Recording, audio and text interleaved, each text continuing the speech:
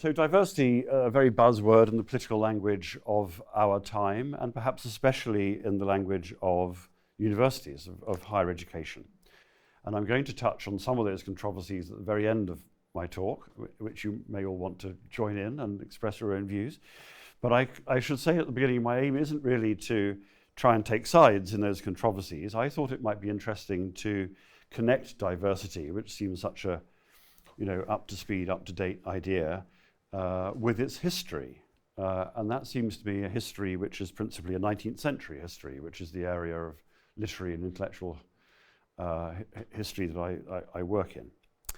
And I think it's as much to do with aesthetics as it is to do with political science or with political theory. And that's one of the things I'll come back to at the end of the talk. So I'm going to be talking about diversity in a whole series of different aspects of human knowledge, moving around between the world in general and human values and political ideas.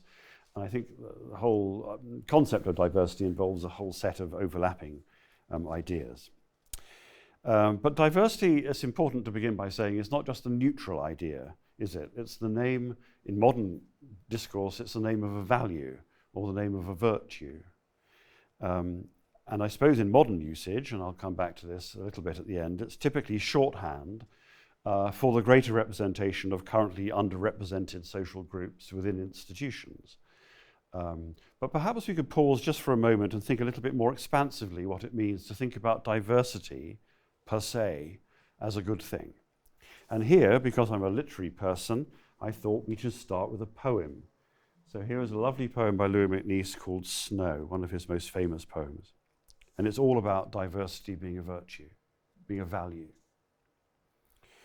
The room was suddenly rich, and the great bay window was spawning snow and pink roses against it, soundlessly collateral and incompatible. World is suddener than we fancy it. World is crazier and more of it than we think, incorrigibly plural. I peel and portion a tangerine and spit the pips and feel the drunkenness of things being various. And the fire flames with a bubbling sound, for world is more spiteful and gay than one supposes, on the tongue, on the eyes, on the ears, in the palms of one's hands. There is more than glass between the snow and the huge roses. MacNeice's lovely, beautiful poem is a great celebration of the elementary fact that the world is full of things that are all very different from each other. The world in his poem is marvelous, a thing to marvel at, because it perpetually exceeds our capacity to conceptualize it. It is suddener than we think. It's crazier too. There's more of it than you ever realized. Its heterogeneity is more extreme. Becoming fully alert to the diversity of the real in this way is a kind of inebriation, the drunkenness of things being various. It's a snow poem, it's a winter poem, and it's very difficult in English, or indeed in the West, I suppose generally, to write a poem of wonder set in the midwinter without the thought of Christ's nativity lurking in the background. But MacNeice offers us a new version of Epiphany. What shines forth in his poem is not the divinity of God incarnate, but a new kind of secular miracle, which is characterized by just a sheer, incorrigible diversity of stuff. In his famous poem about Christ's nativity, John Milton imagines the earth, I don't know if you remember Milton's nativity ode, he imagines the earth as being so shameful of its sin as God turns up, that it covers itself in snow to try and hide its wickedness. Milton says in this odd kind of bit of fancy, he says, that saintly veil of maiden white. So the earth is trying to pretend that it's innocent to welcome Christ, even though it knows actually it's not. Well, MacNeice turns all that on its head, because you see here that the snow is part of the party. It's not trying to hide anything. And the event that MacNeice memorializes in this poem is not, as in Milton, unique and metaphysical, at least not unique in the same kind of way. It is unique in a more kind of psychological or personal way. And the implication is that the world always has the potential suddenly to reveal its diversity, its drunken diversity and variousness. At any time, you just have to be ready to receive it or to be open to be surprised by it. Well, MacNeice wrote this wonderful poem, as you can see from the slide there, if you can see the slide there, in 1935, January 1935. And he was a political guy. He was perfectly aware that 1935 was not a very happy place to be in Europe. He'd written just a few weeks earlier in another poem that there was nothing to look forward to anymore apart from what he called a precise dawn of sallow and grey bricks and newsboys crying war. So he's absolutely of that 30s generation that knew that a cataclysm was just around the corner. A real moment of historical crisis, he composes this poem, which is so full of a kind of Matisse-like colour and joy. And it might almost seem to you a kind of willfully unpolitical poem, given the circumstances. But without making heavy weather of it, you could find a kind of implied politics in the poem too, which will lead on to some of the things I'm going to talk about in a minute. For a start, one of the things that this poem celebrates is individualism. It celebrates individual experience and the individuality of experience.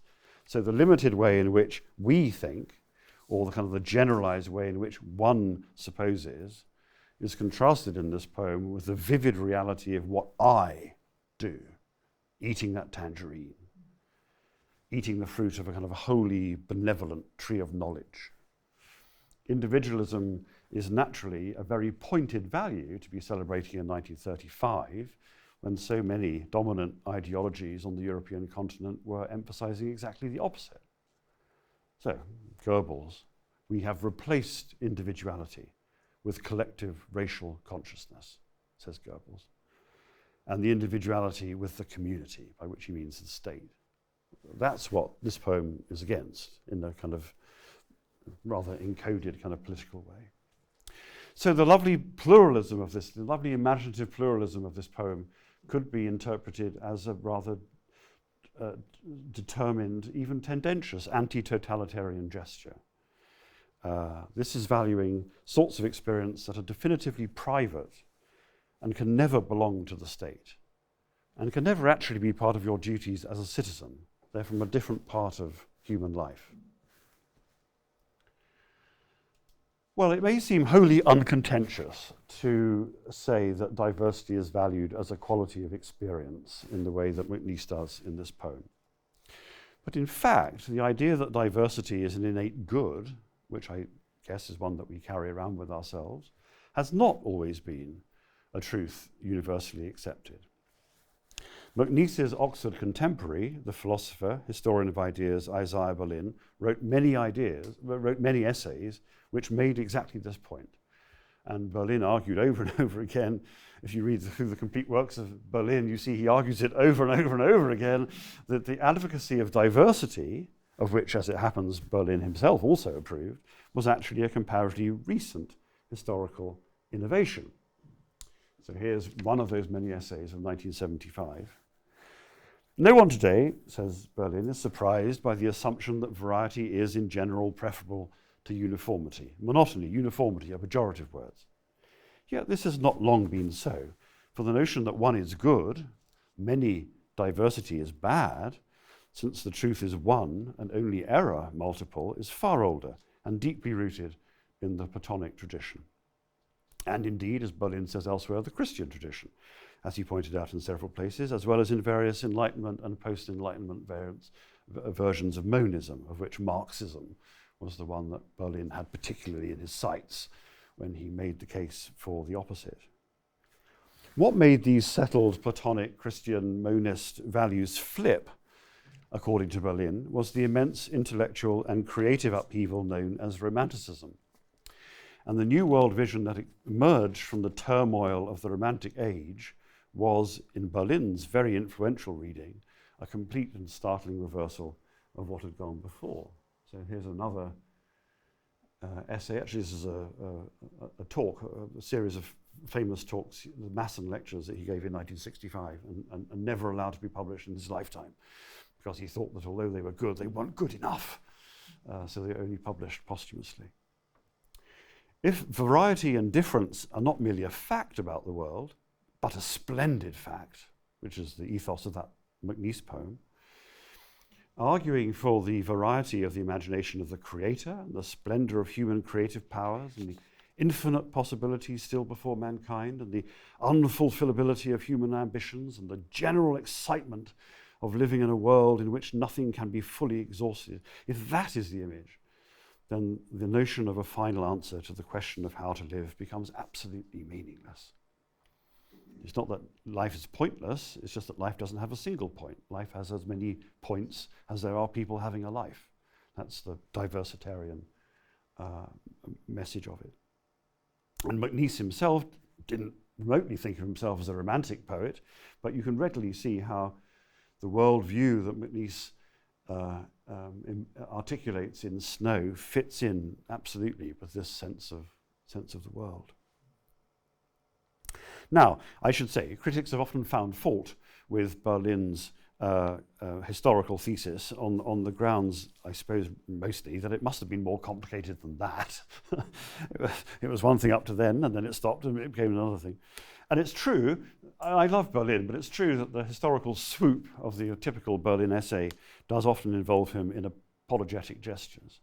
He often says things like, if I may be permitted, an almost unpardonable degree of simplification and generalization. And these odd kind of defensive gestures that just invite people to punch him. Berlin has an odd connection with with Balliol, I should say, because he applied here twice and we turned him down both times. So anyway, I'm offering a generous hand to his benevolent ghost. But the picture of intellectual history that Berlin offers, and he's only talking about Europe and West, of course, is not peculiar to Berlin. A great American historian of ideas called A.O. Lovejoy wrote a book called The Great Chain of Being, which was once very famous. And the same point is argued in that book, that the great turning point of the Romantic era was that what you inhabited was a world made up of things that were different from each other. And that was what mattered about them. And with a knack for generalization that's just as great as Berlin's, this is what Lovejoy says. That's going to be too small to you to see at the back of the room. I apologize. Let me read it out. The Enlightenment was, in short, an age devoted, at least in its dominant tendency, to the simplification and the standardization of thought and life. I love reading that out to my 18th century colleagues. They get so cross about it. The general attack on the differentness of men and their opinions and valuations and institutions. This, with the resistances to it and the eventual revulsion against it, was the central and dominating fact in the intellectual history of Europe from the late 16th to the late 18th century. There have, says Lovejoy, these are the William James lectures given at Harvard in 1933, I think. So you can imagine him leaning over the lectern at this moment. There have, as it were, gentlemen, in the entire history of thought, you can't say that anymore. Martin would never risk saying in the entire history of thought in a lecture. Anyway, there have in the entire history of thought been few changes in standards of value more profound and more momentous than that which took place when the contrary, the counter-enlightenment principle began to prevail. When it came to be believed that not only in many or in all phases of human life there are diverse excellences, but that, this is the key point, diversity itself is of the essence of excellence. That change, in short, has consisted in the substitution of what may be called diversitarianism for uniformitarianism as the ruling preconception in most of the normative provinces of thought. So then the young men of Harvard left the lecture theatre, and they knew they were in a new era which had been defined by the defeat of the Enlightenment. Whether this is remotely fair isn't really the point, but I think what is true is that what he goes on to describe as the post-Enlightenment thing does feel to be the world in which most of us, I would guess, feel like we inhabit. A diversitarian world. Well, so both Berlin and Lovejoy were principally interested, as it happens, in the German writers of the Romantic era, but you don't have to look very far in the writings of the English Romantics for kindred diversitarian sentiments. So here is my man, Samuel Taylor Coleridge, describing the power of the poetic imagination as he saw it exemplified in his friend Wordsworth. Coleridge had the ambiguous blessing of being best friends with the person he took to be the greatest genius of his era, which was made his relationship rather difficult in some ways. But anyway, the admiration was genuine as well as the ambivalence. So what does Wordsworth do when he sits down to write a poem? What does his imagination set itself about doing? And Coleridge describes this very beautifully. It is to give the charm of novelty to things of every day and to excite a feeling analogous to the supernatural by awakening the mind's attention from the lethargy of custom and directing it, and this is the key thing, to the loveliness and the wonders of the world before us, an inexhaustible treasure, but for which, in consequence of the film of familiarity and selfish solicitude, so being too much wrapped up in yourself, we have eyes that see not, ears that hear not, and hearts that neither feel nor understand. Very resonant passage. Now, what Coleridge is alluding to in those last words there is something that Jesus says to his disciples in Mark when they're being particularly exasperating and just not getting the hang of it at all. And Christ says to them, having eyes, see ye not, and having ears, hear ye not. So this is a very pregnant allusion for Coleridge to be making about our relationship with the wonders of the world that we can see outside ourselves. There's a tincture of divinity hanging around the passage, just as it hangs around MacNeice's poem, because it's like a nativity poem, a modernized nativity poem. But again, and in a way anticipating MacNeice, although I don't know if MacNeice had much interest in Coleridge, what's revealed in this sort of passage isn't the singularity of a Christ, it's the diverse loveliness of the wonders, plural, of the world before us. So you don't have supernaturalism as in the old days, but you have something that's very, very analogous to a kind of supernatural rush. Well, it might be tempting to see this tradition that I'm beginning to kind of sketch out about the diversity of the world being a thing to be valued in its own right as a reaction to science. You could say, I suppose, couldn't you, that what Newton does is come along and reduce all the physical movements of the universe into 3 laws. And so what's most interesting about them is the way in which they resemble each other, not the way in which they are different from each other. You could say, I think that's probably a crude way of thinking about the scientific revolution, but that's one thing you could think. It's what's often called, in a famous phrase from Weber, the disenchantment of the world. The world loses its magic as science conquers and explains it more and more. And this is a way of reinvesting the world with a kind of wonder that once it had. But in at least one department, science positively contributed to the enthronement of diversity as a leading virtue or a leading value, and that is in Darwin. Darwin frequently uses the word diversity, or variants of it, or synonyms for it, in The Origin of Species, and he often uses it with a particular kind of edgy emphasis, which seems to me culturally very interesting. It's not surprising that the idea of diversity, including the word diversity, pops up a lot of the time in The Origin of Species, because it's the diversity of creatures and the environments in which they live that is precisely the driving engine behind natural selection. If creatures didn't differ, and if environments are all the same, there'd be no motive for natural selection to happen in the first place. So one clue to the existence of natural selection that Darwin talks about, I think very charmingly, is a very wonderful writer, I think, Darwin. One kind of clue to the phenomenon of natural selection is the existence of something that we all recognize, which is artificial selection, that you can breed dogs in a way that makes them different. Or the example that Darwin is so keen on is pigeons. You can breed pigeons that are very different. And he writes about this with great vigor. Many treatises in different languages have been published on pigeons. There is a man who spent a long time in the library, don't you think? Many treatises in different languages have been published on pigeons, and some of them are very important. Let's not even think about those boring ones I read, as being of considerable antiquity. I have associated with several eminent fanciers and have been permitted to join 2 of the London pigeon clubs. Imagine the ones who turned him down. Wouldn't you feel a chump? I turned down Charles Darwin. Anyway, 2 of the London pigeon clubs. This is the sentence that struck me, as you can imagine. The diversity of the breeds is something astonishing.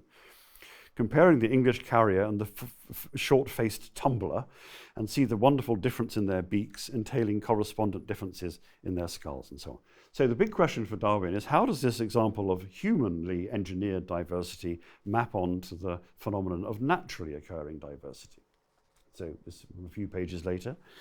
How, it may be asked, can any analogous principle apply in nature? I believe it can, and does apply most efficiently, from the simple circumstance that the more diversified the descendants from any one species become, in structure, constitution, and habits, by so much will they be better enabled to seize on many and widely diversified places in the polity. And the move into the figurative language of political science is really interesting there. Diversified places in the polity of nature, and so be enabled to increase numbers. So diversification, the phenomenon by which something which was not diverse becomes diverse, diversification, this is a necessary thing within the theory. So it's a crucial thing within Darwin's rhetoric, within Darwin's language for that purpose. But as he goes on in that wonderful book, the tenor of the word diversity and its near sound-alikes sometimes shifts a little in an interesting way. So here we go. When we look at the plants and bushes clothing an entangled bank, we are tempted to attribute their proportional numbers and kinds to what we call chance. But how false a view is this?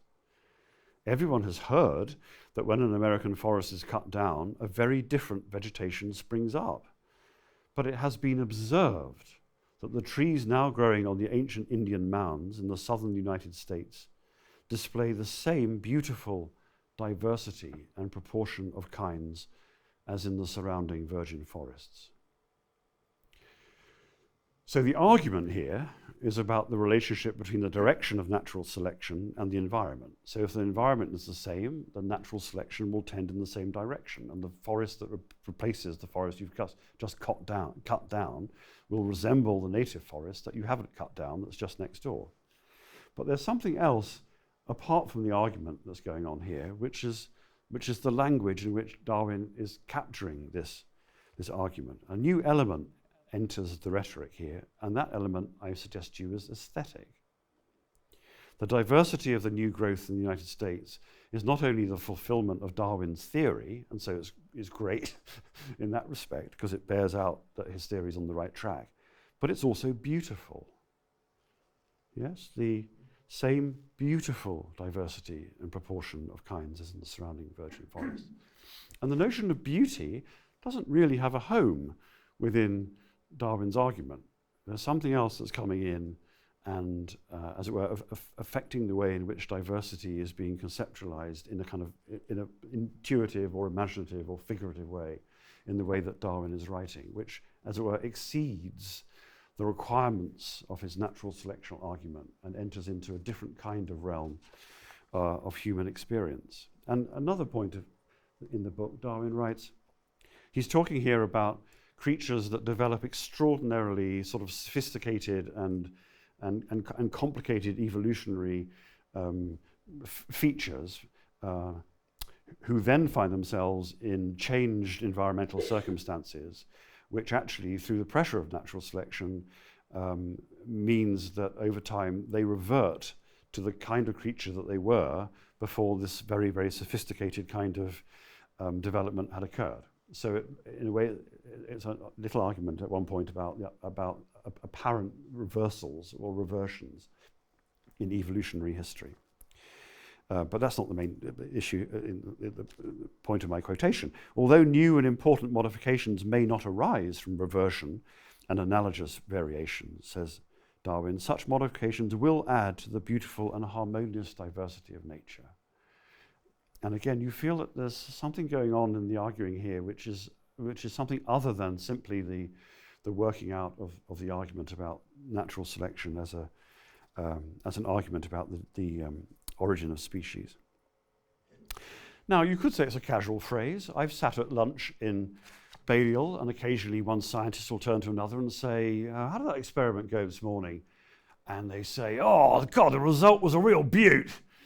By which they mean it absolutely exemplified the thing I was hoping to prove by that experiment. But I don't think that he means beautiful quite in that sense in this case. Diversity is a key thing in Darwin's theory, but it also as it were, under the pressure of the age, as I suppose my argument, it's beginning to become an admirable thing in its own right. So natural selection is fantastic because it explains the variety of species, but there's something about the variety of species that's great, independently of how they came about. If we move from the natural world to the human world, we can see something very similar, I think, happening in the work of John Stuart Mill. In his great essay on liberty, also 1859, God, what a year, Mill devotes a whole chapter, chapter 3. It's a wonderful thing. If you haven't read it, it's a brilliant piece of mid-Victorian writing. He devotes a whole chapter to the importance of individuality, to the principle that people should be as different from each other as they can possibly be. And this is an embattled principle because he thinks that it's under threat from the uniformitarian tendencies of modern society. The epigraph to his book is taken from the German thinker Humboldt, who wrote a book that we now normally call The Limits of State Action, of which there is a brilliant edition by John Burrow, late of this college. But in Mill's day, it was known as The Sphere and Duties of Government in its English translation. And this is, as it were, the flag under which Mill's whole great essay on liberty proceeds. The grand leading principle towards which every argument unfolded in these pages, Humboldt is talking about his own pages, but obviously Mill is co-opting it to talk about Mill's pages, enfolded in these pages directly converges, is the absolute and essential importance of human development in its richest diversity. Well, I suppose one should ask, why should the richest diversity be a good thing for all societies to encourage? Berlin would say we just assume it is these days. I'm sure that's true. But just pausing for a moment, why is it a good thing for humans to achieve their richest diversity? Mill is, well, there are people who know vastly more about Mill than I do. Mill is basically a utilitarian. So his first instinct is to think that diversity must be good because it serves a purpose, it serves a use. There's something useful about diversity. Diversity in human actions, in thoughts and attitudes and beliefs is good because it's useful. Why is it useful? Well, says Mill, because if we're just left on our own, if we're just, alone like islands, we're going to get things wrong. We don't know enough. We don't think about things thoughtfully enough. But if we're exposed to a diversity of views, a diversity of modes of life, a diversity of kinds of behavior or attitudes or ideologies, then it's much, much more likely that in that battle, something truer, something better might emerge. So you can see that in a way, although Mill, I suppose, couldn't possibly have known about it, it is a kind of Darwinian argument. It's about a struggle for survival, but instead of life forms, like species, having a battle to see who's going to win the struggle, it's like modes of being or kinds of lifestyle or something that have their battle and see who is going to survive. But in both Mill and Darwin, you can see how the idea of the diversity of the life forms with which you begin is all important, because without the diversity, you can't have the struggle, and without the struggle, you can't have the kind of outcomes that they're looking for. That mankind are not infallible, that their truths, for the most part, are only half-truths, that unity of opinion, unless resulting from the fullest and freest comparison of opposite opinions, is not desirable, and diversity not an evil. So there's what Berlin described as the Platonic thing turned on its head, but a good until, and then a utopian prospect, mankind are much more capable than at present of recognizing all sides of the truth, are principles applicable to men's modes of action, not less than to their opinions. So this is diversity being put to work in a utilitarian spirit. It's doing good work, and it's helping you towards something which is better and truthful. Maximizing the number and the variety of what Mill calls experiments of living is utile, it's purposeful. But just as in Darwin, it seems to me, there's another little thread that runs through Mill, which exceeds the merely functional idea of diversity. So, for example, it is not by wearing down into uniformity all that is individual in themselves, but by cultivating it and calling it forth within the limits imposed by the rights and interests of others, that human beings become a noble and beautiful object of contemplation. Beauty has a very, very difficult place within utilitarian thinking. Where does beauty come in? Here it is. And as the works partake the character of those who do them, by the same process, human life also becomes rich, diversified, and animating, furnishing more abundant aliment to high thoughts and elevated feelings, and strengthening the ties which bind every individual to the race, by making the race infinitely better worth belonging to. In proportion to the development of his individuality, each person becomes more valuable to himself, and is therefore more capable of being valuable to others. It is the most beautiful expression of Victorian liberalism you'll find. It's wonderful about the idea of self-realization as being the end of human life. But the passage is fascinating, isn't it? Because there's a kind of interplay between Mill's utilitarian head and his romantic heart. The language of value in this is officially utilitarian. It's doing things that are functional and purposeful and consequential. But the rhetoric of noble and beautiful, diversified and animating, all that reminds us that on the quiet, Mill was, quite against the main trend of his personality. He was a passionate admirer of Wordsworth, and he thought that Coleridge, who I quoted earlier on, along with Bentham, the arch-utilitarian, Coleridge was one of the two seminal minds of the 19th century. So you see in Mill a kind of brilliantly complicated, ambiguous mind, and it's focusing itself partly around the idea of diversity. Is diversity great because it does good work in the utilitarian universe, or is diversity great just because diversity is great? Which is, as it were, the romantic message. So individuality is celebrated a lot On Liberty as a means to an end, but it's often celebrated as an end in itself. And this is behind my favorite passage in On Liberty, which I don't think political scientists ever quote, but I want to share with you, because it seems to me actually that rarest of things, John Stuart Mill being quite funny. So here we go.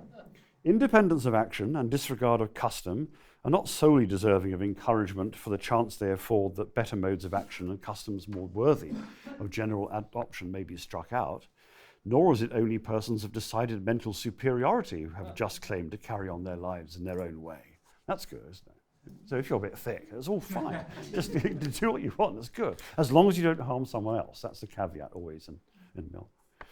There is no reason that all human existences should be constructed on some one or some small number of patterns. If a person possesses any tolerable amount of common sense and experience, his own mode of laying out his existence is the best, not because it's the best in him in itself, but because it is his own mode. This is the bit I like so much. Human beings are not like sheep. And even sheep are not undistinguishably alike. It's this wonderful kind of pang of conscience. He thinks he's maligned the sheep. And he steps in and says, no, the sheep, they're individuals too. I love that last minute individuality of sheep. It's completely this kind of romantic, capital R, romantic kind of tradition that I'm talking about. And if you want to see where that bit of Mill's very complicated mind leads you to, then I can't resist quoting you this. This is D.H. Lawrence in full fettle in 1918. He's attacking contemporary psychology, which he thinks is, godless and dead. According to our psychology, that's to say the psychology of which Lawrence disapproves, animals have no personality and no individuality because they have no mental cognition. They have a certain psyche, which they hold in common. What is true of one rabbit is true of another.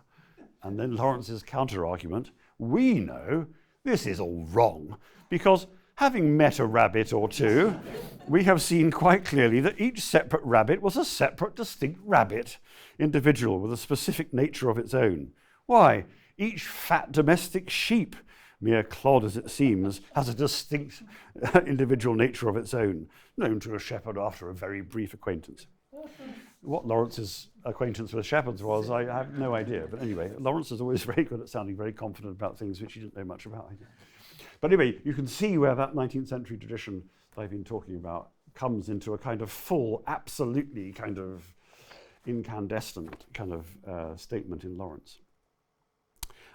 It's important to add, as I get on to the last part of this talk, that the enthusiasts for diversity that I'm talking about here are very often kind of slightly uneasy about the brave new diversitarianism that seems to be their new mode of thinking.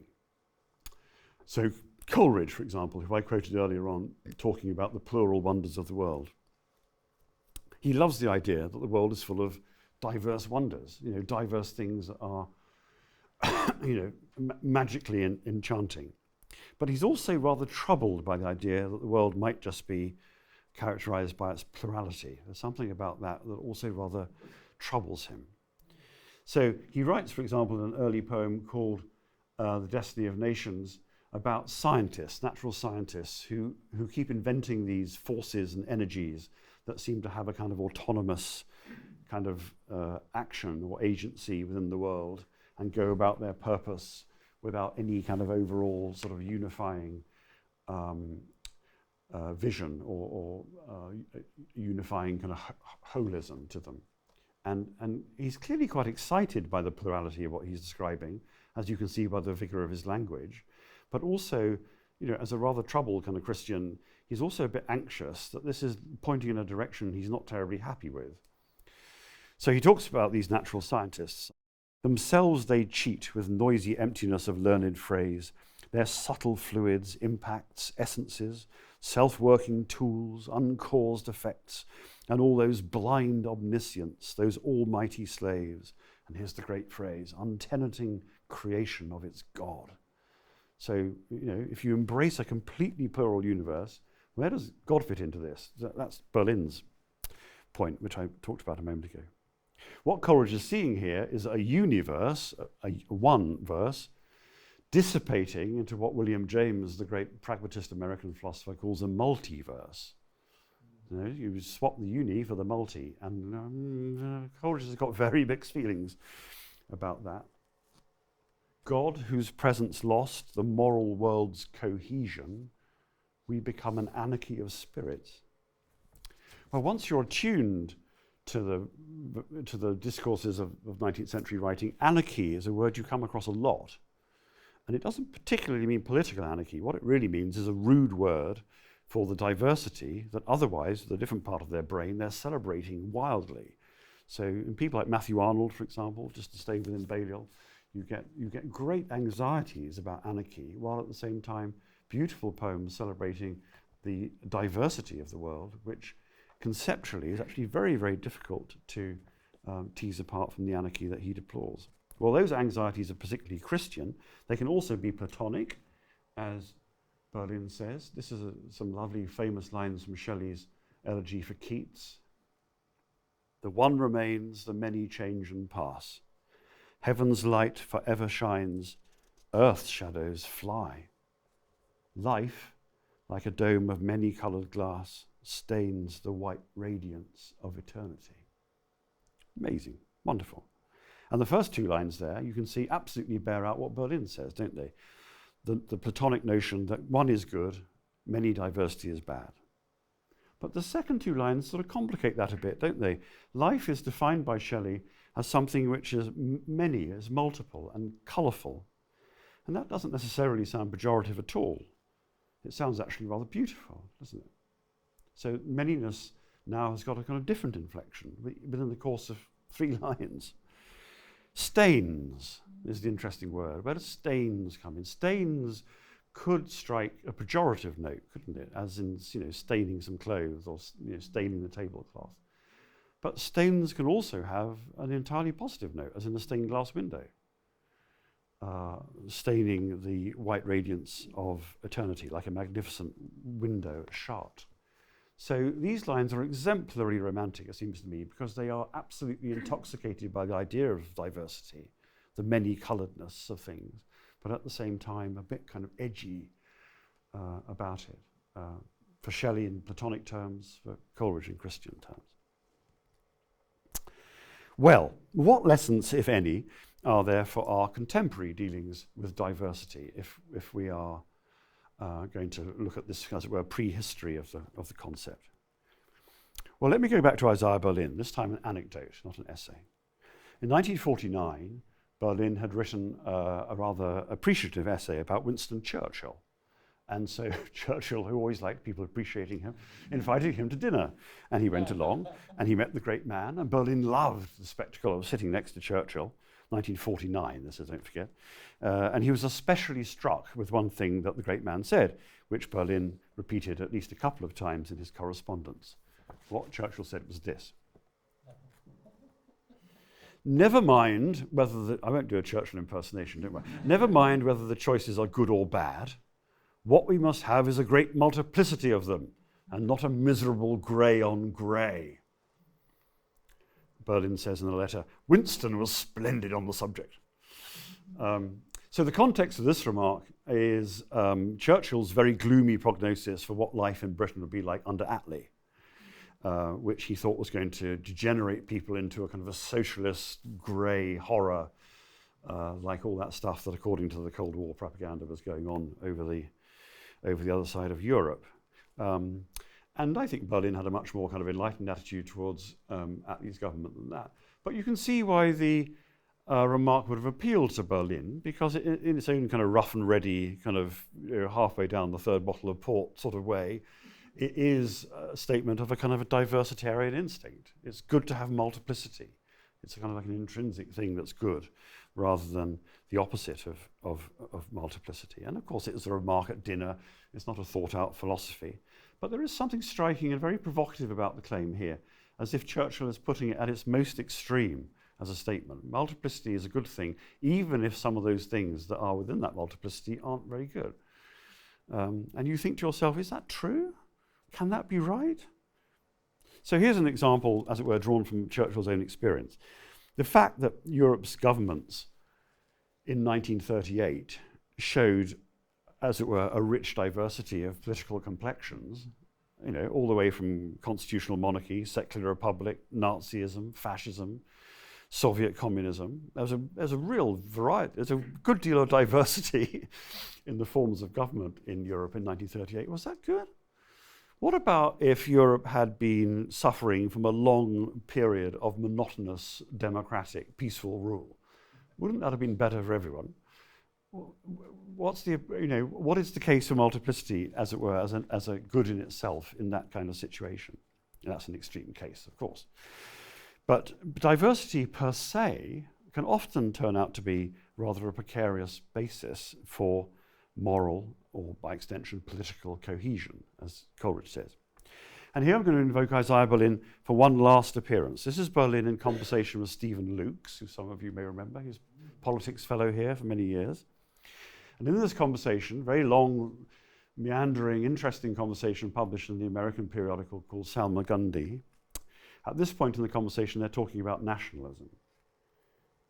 This is towards the end of Berlin's life. By this stage, Berlin is internationally famous for being at once the historian and the advocate of diversitarianism.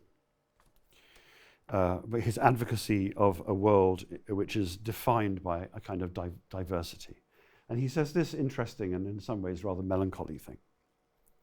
We used to think in the 19th century, says Berlin, that multicultural societies were desirable because variety was a good thing, that people who are quite different can live in peace with each other. Then there came the ferment of the French Canadians, the Flemings in Belgium, Basques in Spain, Corsicans, Bretons, Tamils, Irishmen, Jews and Arabs. That was the conflict that really exercised Berlin most, I think. Georgians and Armenians, Nagorno-Karabakh, Indians and Pakistanis. And then here, this terribly bleak, here is the great champion of liberal diversitarianism, so much for variety and unity. Seems to be a very telling, and as I say, rather melancholy note for Berlin to strike towards the end of his life. But whatever else it implies, it conveys that diversity or variety, as he calls it in this particular quotation, is at best a paradoxical and at worst perhaps a self-defeating concept to invoke in aid of moral or political cohesion. In a somewhat similar spirit, though rather more tendentiously, there's a very bright American professor called Walter Ben Michaels at the University of Illinois at Chicago, and he's written a very spirited and rather brilliant book in its own kind of extremely provocative way called The Trouble with Diversity. And he says the trouble with diversity is that diversity, if you construe it as a political goal, which is what liberals tend to do, has actually proved a false friend to many whom one might think liberals would set out principally to help. That is to say, the poor. So here's the gist of Michael's argument. For 30 years, while the gap between the rich and the poor has grown larger, he publishes this book in 2006, we've been urged to respect people's identities, as if the problem of poverty would be solved if we just appreciated the poor. From the economic standpoint, however, what poor people want is not to contribute to diversity, but to minimize their contribution to it. They want to stop being poor. Celebrating the diversity of American life has become the American left's way of accepting their poverty, of accepting inequality. So, in a way, you can see what he's saying here is that one political virtue, or one construed political virtue, diversity, has displaced another, which someone like Walter Ben Michaels thinks is more important, which is equality. It's just been forgotten. It's been driven off the road, as it were. These are tough words about the American left, but whatever the justice of his criticism of the American left, the passage does show very starkly how ineffective diversity per se can be in certain political circumstances. Well, you might reasonably say, that's not the sort of diversity I had in mind. I didn't mean disparities in wealth. And of course, you'd be entirely entitled to say so. But what that suggests, it seems to me, perhaps this is something we could talk about afterwards, is that typically when people champion diversity as a political ideal, what they really want to see is a diversity of good things, things they would like to see. Very few people would think an institution improved by the presence of homicidal fascists. But the naked concept of diversity is not going to help you rule them out. Compared to the run of tolerant, liberal-minded folk like you and me, who mostly inhabit the institution, those homicidal fascists are marvelously diverse. They are a real, experiment of living. Having a diversity of good things is not only wholly unobjectionable, it's positively desirable. Of course, I'm not disputing that. But that ambition to have a diversity of good things cannot but imply that a judgment of what things are good has been made already before diversity has been wheeled in to try and organize those things that you value. So what is diversity doing in our speech if something other than diversity is really the operative thing that's working? The term is mostly used, as I said at the beginning, as a kind of shorthand for the inclusion within institutions of representatives of social groups which have traditionally been excluded, and we would all support that. But that suggests that what is really at issue is something like fairness, doesn't it? Or social justice, or something like that. And that what we appreciate in our qualified way as diversity is properly more a symptom than a policy objective. It's a sign that things are being run in a fair or enlightened way, in a way that a lovely complexion is the sign of a healthy constitution. In other words, and as I hope my examples from literature have already implied, diversity is really being invoked in such usages as it seems to me what it is, as an aesthetic idea. When Mill wants to celebrate the diversity of his individualistic society, what does he call it? He calls it rich. Human life becomes rich, diversified and animating. And he's borrowing from the English version of Humboldt that he has as his epigraph, human development in its richest diversity. And I bet you are all extraordinarily familiar with people saying that diversity is rich. Rich diversity is one of those go-to phrases, isn't it? It's one of those absolutely kind of inextricable epithets. It's like opposites always being diametric or indictments always being searing. It's one of those things, diversity is always rich, and I'm not disputing that it's not, but what sort of word is rich? Rich. It's got nothing to do with money. It's a term, actually, isn't it, from aesthetic appreciation. It's how you would describe a rich colour in a stained glass window, or a particularly nutritious novel like Middlemarch. Or indeed, if you were a poet, you might use it to describe the appearance of flowers against the snow. The room was suddenly rich, and the great bay window was spawning snow and pink roses against it. I'm not saying any of this to undermine diversity as a value. to deploy it as an aesthetic term of appreciation is fine by me. I'm all in favour of aesthetic terms, without which indeed I would be out of a job. But I think it's as well to recognise things for what they are.